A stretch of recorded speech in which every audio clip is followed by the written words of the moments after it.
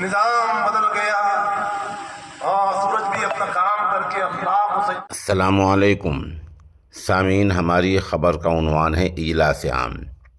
یہ اجلاس عام جامعہ فقیہ الامت کپوری اسلام نگر ضلع سہارنپور میں ہوا ہے۔ یہاں ماشاءاللہ جامعہ اشرف العلوم رشیدی گنگوہ کے محتم اعلیٰ صالح جوان حضرت مولانا مفتی خالد سیف اللہ قاسمی کا اصلاحی بیان ہوا ہے۔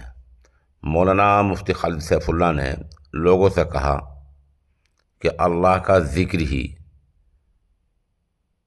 دلوں کو صاف کر سکتا ہے۔ زنگ آلودہ دلوں کے لیے اللہ کا ذکر تریاق کی حیثیت رکھتا ہے۔ مولانا خالد سیف اللہ قاسمی گنگوہی دامت برکاتہم نے اپنے بیان میں تعلیم پر بھی بہت زور دیا ہے۔